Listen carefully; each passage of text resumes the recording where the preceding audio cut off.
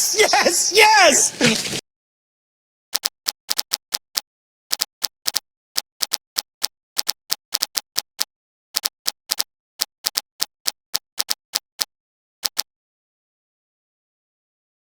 This is very explicit in the Quran. There's no ambiguity here. Many people now are saying, where does the Quran say we have to do hijab? These people are people who have never read the Quran. It's right there in front of them, black and white. It's right there. But hijab itself as an injunction, because it's in the Quran and it's very direct and explicit. If we go back to the Quran, we find that the Quran is very specific. A lot of people like to make the argument that it's vague. With regards to hijab, it's specific. So exactly what does the Quran say that is so clear and specific about hijab?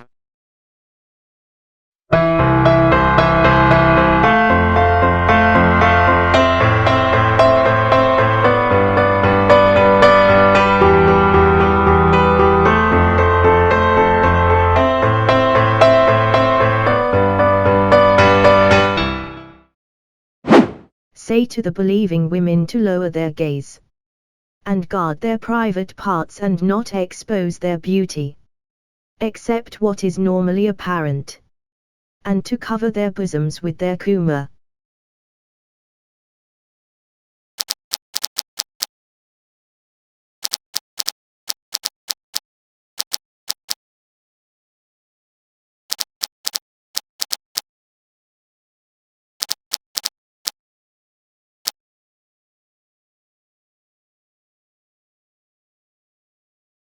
Are you kidding? It doesn't even mention the head, let alone covering it. Did you forget to include that part? No, that's literally it. It comes down to the keyword khimar, which we will explain in a moment.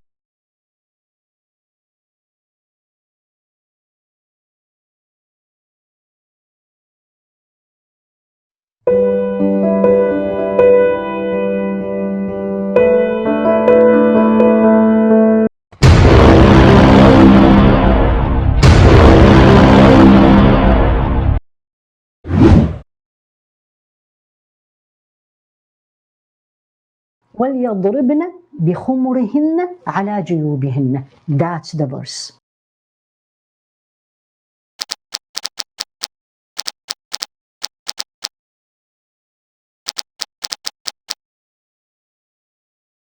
يضربن بخمرهن. What is خمرهن? خمر الخمار is a piece of cloth that usually covers the hair. This item called الخمار that the Quran tells women to use to cover their bosom, is an ancient piece of clothing that we know little about. But let's, for argument's sake, accept the standard narrative that it is a head cover. So then the instruction reads, cover your bosom with your headscarf. The argument then becomes, well, of course that is a de facto command to cover the head, because you are using a headscarf, and headscarves belong on the head, right? They should take their khimar, which we already said it means what? Head covering. It's already on the head. So the Quran is already assuming that you're covering your hair. It's already assumed. Once I say khimar, that means the hair is covered. But applying some basic common sense to this, if you are told to cover your bosom with something, and with no other reference to any other area of the body, there really is no logical way that can be interpreted as a command to cover the head.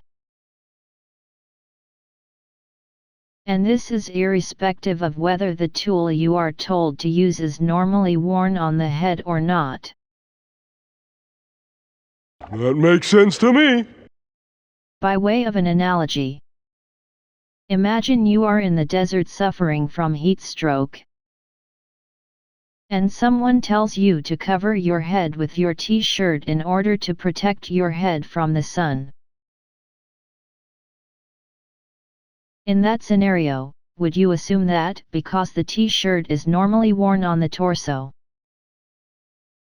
You could therefore only cover the head with a t-shirt while it remained on the torso at the same time? Like this? Or, could you just as legitimately fulfill the instruction in a different way? Like this?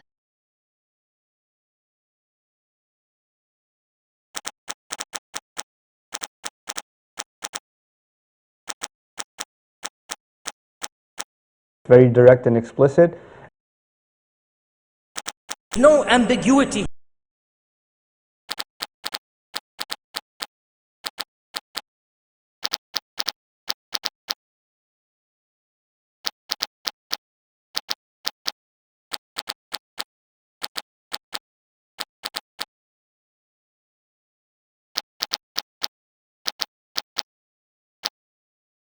I mean, are you kidding me? But for proponents of mandatory hijab, the very notion that a khimar could be used for anything other than covering the head is just too absurd.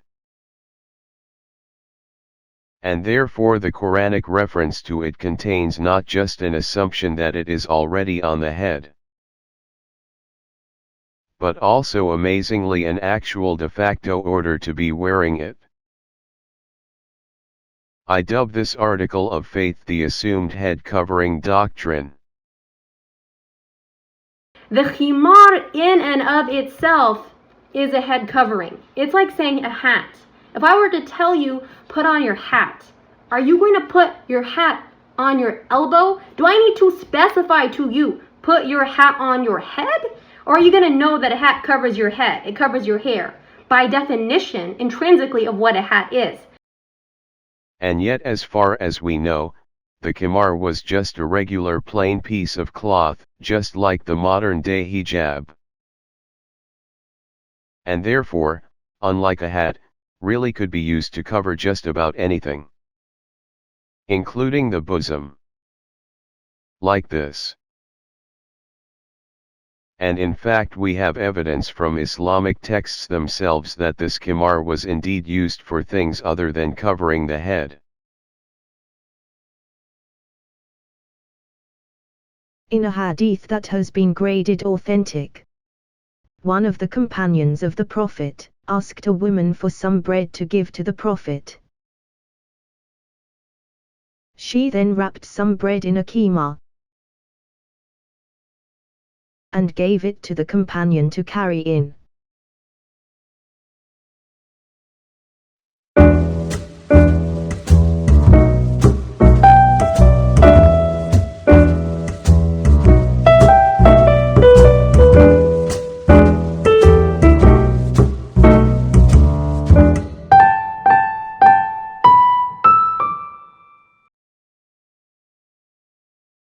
One of their favorite tactics is to cite a historical backstory which supposedly proves that this verse was directed towards women who already wore a headscarf. One of the things the women before Islam used to do is they used to have this bandana type thing that they would tie in the back with their ponytails, and it would go to the middle of their back. So they wouldn't drape it in front, they throw it behind them. That was also called a khimar. Now the Quran says they should take their khimar and throw it in front of them, before their chests.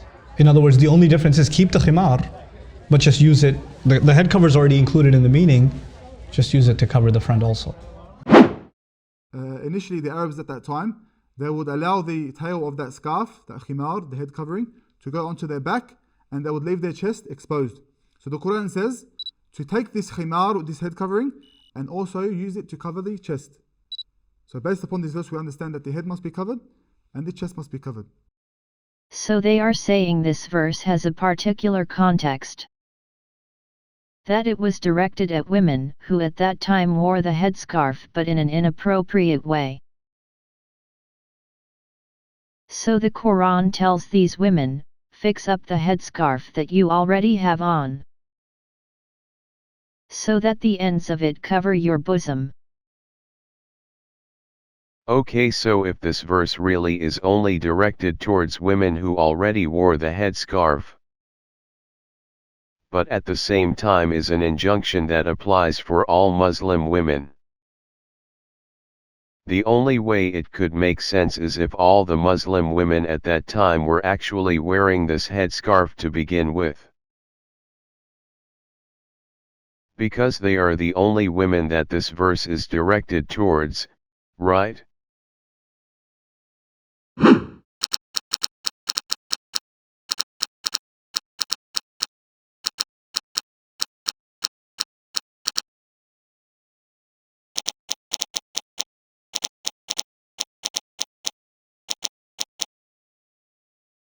Let them wear their khimar, khumur, plural of khimar, over their juyub, which is their bosoms. Their scarves should cover their chests as well. Because the women of Jahiliyyah, by the way, they would wear headscarves, by the way. The women of Jahiliyyah would wear a headscarf.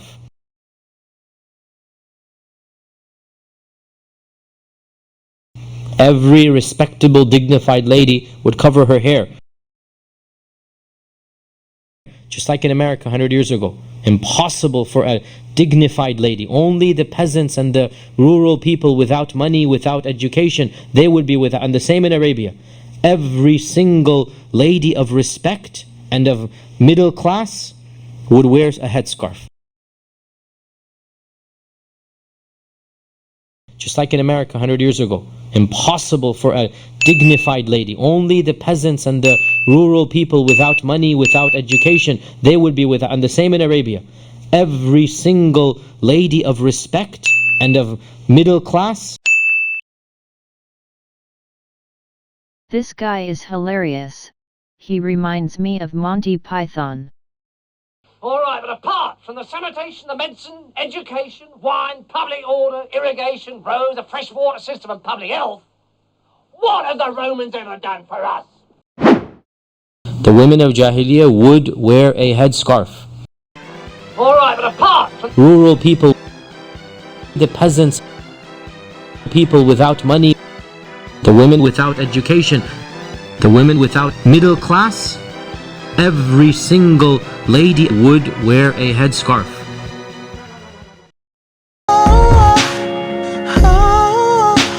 Ridiculous, that's me. But of course the good sheikh is right. The headscarf was by no means universal amongst pre-Islamic Arab women, and it generally divided across class lines, where the wealthy and privileged women would wear it, and the poor would not. And for these lower class women who did not wear the headscarf, a command to adjust the ends of a headscarf that is already on the head, is obviously not relevant to them. Thus it makes little sense to argue that a Quranic injunction that is supposed to apply to the entire female Muslim population, i.e. mandatory head covering, derives from a command that, at the time of revelation, wasn't even relevant for a large section of the female Muslim population.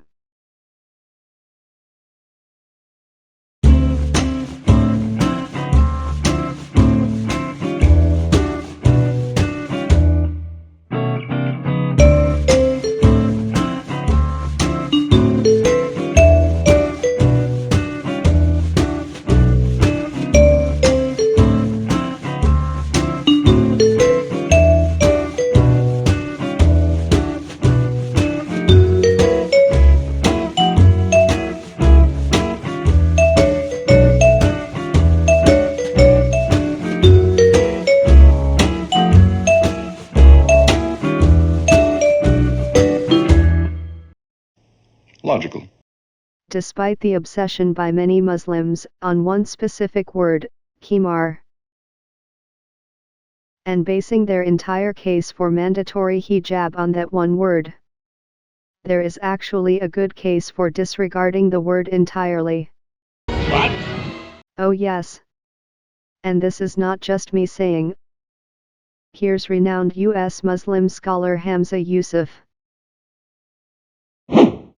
A lot of the traditional way of wearing the headscarf was to use the khimar and to cover the front with it as well, and you'll still see that. But that's not, they don't have to do that. They can use other material to do that. That's the Quranic injunction was because that's the material that they had. So as long as they're covered, whether they do it with the khimar or with the whatever clothes they're wearing. This is echoed by the great 20th century Quranic scholar Muhammad Asad. In his tafsir on verse 2431, Muhammad Asad says, "The injunction to cover the bosom by means of a khimar, a term so familiar to the contemporaries of the Prophet, does not necessarily relate to the use of a khimar as such but is, rather, meant to make it clear that a woman's chest is not included in the concept of what may decently be apparent of her body." He then concludes that covering the head, therefore, is not a requirement. Thus both scholars point out that the khimar is not what's important in this verse. Rather, what's important is the injunction on covering the bosom. And for that, any suitable material could be used, not just the khimar. And therefore the word khimar in this verse can basically be discarded and replaced with any suitable material.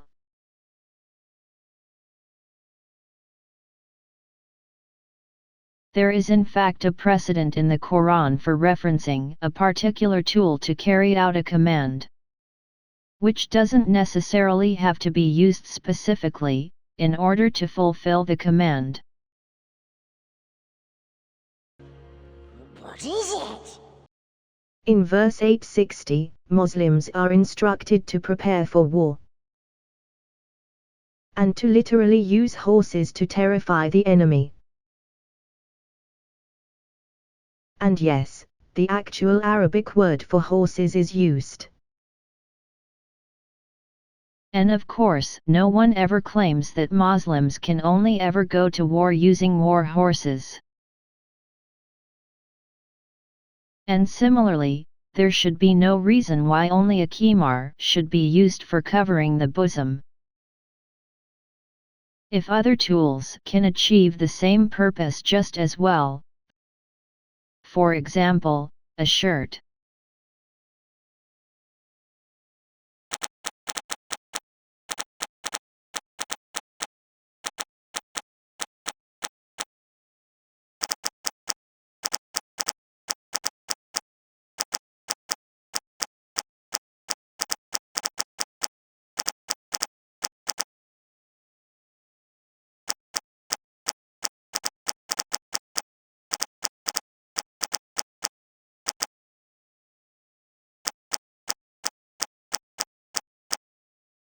وَلْيَضْرِبْنَ بِخُمُرِهِنَّ عَلَى جُيُوبِهِنَّ. That's the verse.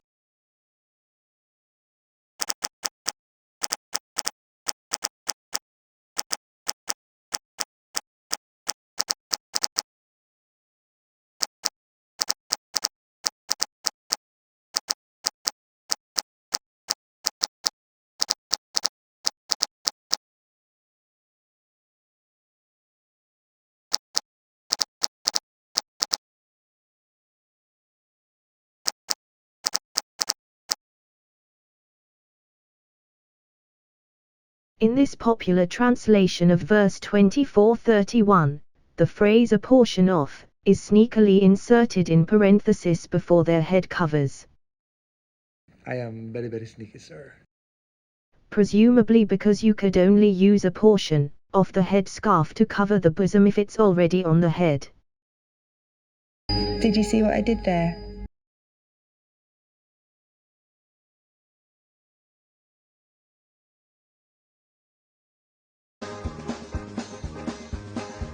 So what is Allah ordering us to do? To put tightly something somewhere.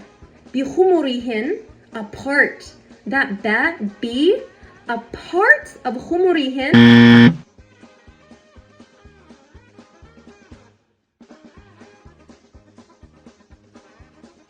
Now the Quran says they should take their khimar and throw it in front of them.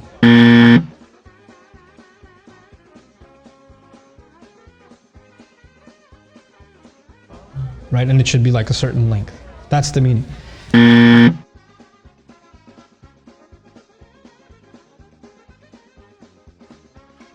And Allah said, tell them, يَضْرِبْنَ, bring it tight. Let this touch this.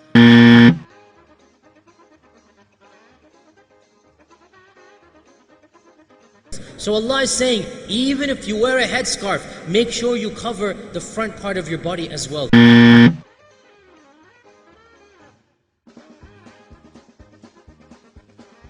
So the Holy Quran says, take your khimar, not just your back is covered, make sure the front is also covered.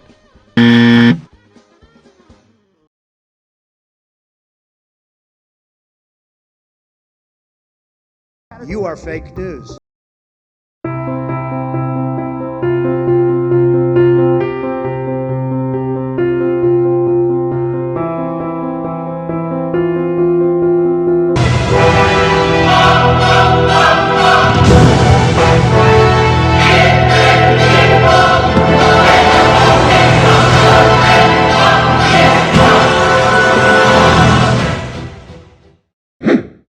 The other Quranic verse that is used as evidence for mandatory hijab is verse 33:59, the so-called jilbab verse. And it reads, O Prophet, tell your wives and your daughters and the women of the believers to bring down over themselves their outer garments. That is more suitable that they will be known and not be abused. And ever is Allah forgiving and merciful.